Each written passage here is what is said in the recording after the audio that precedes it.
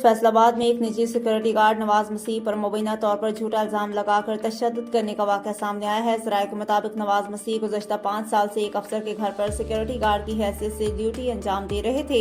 मुरखा 7 मार्च 2026 को घर से तोता चोरी होने के वाक़े के बाद बगैर किसी तहकीक के उन पर इल्ज़ाम आयद किया गया और मुबैना तौर पर डॉल्फिन पुलिस को बुलाकर उन पर तशद्दुद किया गया। मुतासरा ख़ानदान का मौक़िफ़ है कि घर में इस वक्त दीगर मुलाज़मीन भी मौजूद थे, लेकिन इसके बावजूद सिर्फ नवाज मसीह को निशाना बनाया गया और उनकी तनख्वाह भी रोकने की बात की जा रही है। इस वाक़े पर पास्टर याकूब ने सख्त रद्द-ए-अमल देते हुए इस अमल की पुरज़ोर मज़म्मत की है और कहा है कि दुख और मुसीबत की इस घड़ी में वो मसीही बरादरी नवाज मसीह और उनके ख़ानदान के साथ खड़े हैं। उन्होंने हुकाम से मुतालबा किया है कि वाक़े की शफाफ तहकीकात करके ज़िम्मेदार अफराद के खिलाफ कानूनी कार्रवाई की जाए और मुतासरा ख़ानदान को इंसाफ फराहम किया जाए।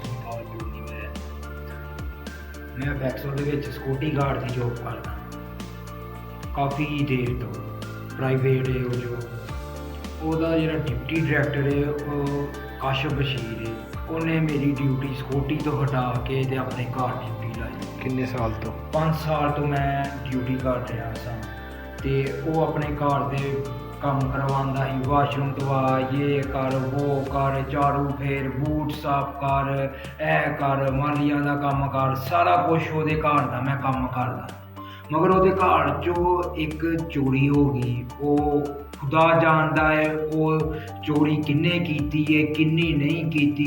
वो चोरी का नाम मेरे ते आ गया। ਉਹਦੇ ਘਰੋਂ ਤੋਤਾ ਚੋਰੀ ਹੋ ਗਿਆ ਤੇ ਉਹ ਤੋਤਾ ਪਤਾ ਨਹੀਂ ਕਿੰਨੇ ਚੋਰੀ ਕੀਤਾ ਕਿੰਨੇ ਨਹੀਂ। ਮੈਂ ਕ੍ਰਿਸਚਨ ਹਾਂ, ਇਹਦਾ ਮਤਲਬ ਇਹ ਨਹੀਂ ਕਿ ਮੈਂ ਚੋਰ ਹਾਂ। ਫਿਰ ਇੱਕ ਦਫਾ ਇਹਨਾਂ ਦੇ ਘਰੋਂ ਅੰਬ ਚੋਰੀ ਹੋਏ ਸੀ ਪਿਛਲੇ ਤੇ ਉਹ ਅੰਬ ਦਾ ਜਿਹੜੀ ਉਹ ਨੌਕਰਾਨੀ ਲੈ ਕੇ ਚਲ ਗਈ ਤੇ ਅਗਲੇ ਦਿਨ ਫਿਰ ਮੈਨੂੰ ਇਨਸਾਫ ਮੇਰੇ ਖੁਦਾ ਨੇ ਦਿੱਤਾ ਤੇ ਉਹ ਅੰਬਾਂ ਦਾ ਇਲਜ਼ਾਮ ਵੀ ਮੇਰੇ ਤੇ ਆ ਰਿਹਾ ਸੀ। ਉਹ ਫਿਰ ਵੀ ਉਹ ਖੁਦਾ ਮੇਰੇ ਇਨਸਾਫ ਦਿੱਤਾ ਤੇ ਉਹ ਮੈਂ ਰਿਹਾਈ ਹੋ ਗਈ। ਤੇ ਹੁਣ ਵੀ ਜਿਹੜਾ ਵਾ ਮੈਨੂੰ ਇਹ ਤਸ਼ੱਦਦ ਇੰਨੇ ਮੇਰੇ ਤੇ ਕਰ ਰਿਹਾ ਵਾ। ਮੈਨੂੰ ਚੂਰਾ ਕਹਿੰਦਾ, ਮੈਨੂੰ ਸਾਈ ਕਹਿੰਦਾ ਵਾ, ਮੈਨੂੰ ਬਹੁਤ ਜ਼ਿਆਦਾ ਇਹਨੇ ਜਿਹੜਾ ਨਾ ਟੋਰਚਰ ਕੀਤਾ। ਮੈਨੂੰ ਬੰਦ ਕਮਰਿਆਂ 'ਚ ਲੈ ਕੇ ਉੱਥੇ ਮੇਰੀ ਤਸ਼ਵੀਸ਼ ਕਰ ਰਿਹਾ, ਤੋਤਾ ਕਿਤੇ ਤੇ ਕਦੀ ਇੰਸਪੈਕਟਰ ਨੂੰ ਬੁਲਾ ਰਿਹਾ ਨੇ, ਕਦੀ ਉਹਨੂੰ ਬੁਲਾ ਰਿਹਾ ਨੇ। ਫਿਰ ਉਸ ਤੋਂ ਬਾਅਦ ਇਹਨੇ ਪ੍ਰਾਈਵੇਟ ਨਾ ਮੇਰੇ ਤੇ ਕੋਈ FR ਨਾ ਮੇਰੇ ਤੇ ਕੋਈ ਪਰਚਾ। ਡੋਲਫਿਨ ਪੁਲਿਸ ਵਾਲਿਆਂ ਨੇ ਬੁਲਾ ਕੇ ਅੱਜ ਗੇਟ ਤੇ ਮੇਰੀ ਤਮਾਸ਼ਾ ਬਣਾਇਆ। ਉਹਨਾਂ ਨੇ ਮੇਰੀ ਇਹ ਦੇਖੋ ਚੰਡ ਮਾਰ ਕੇ ਮੇਰੀ ਐਨਕ ਤੋੜੀ। ਪੁਲਿਸ ਵਾਲੇ ਨੇ ਮੇਰੇ ਥੱਪੜ ਮੇਰੇ ਮਾਰੇ ਤੇ ਫਿਰ ਉਹਨੇ ਇੱਥੇ ਡੱਬ ਮਾਰੇ ਮੇਰੇ, ਬਹੁਤ ਜ਼ਿਆਦਾ ਉਹਨੇ ਮੈਨੂੰ ਮਾਰਿਆ। ਡੋਲਫਿਨ ਪੁਲਿਸ ਵਾਲਿਆਂ ਨੇ ਕਿ ਤੋਤਾ ਦੱਸ ਕਿੱਥੇ। ਮੈਂ ਕਿਹਾ ਮੈਨੂੰ ਜਿੱਥੇ ਮਰਜ਼ੀ ਲੈ ਜਾਓ, ਭਾਵੇਂ ਜੇਲ੍ਹ 'ਚ ਲੈ ਜਾਓ, ਮੈਨੂੰ ਤੋਤੇ ਦਾ ਪਤਾ ਹੀ ਨਹੀਂ ਜਦੋਂ। ਤੇ ਮੈਂ ਕਿੱਥੇ ਤੁਹਾਨੂੰ ਦੱਸਾਂ, ਕਿਉਂ ਮੈਂ ਸੱਚਾ ਹਾਂ।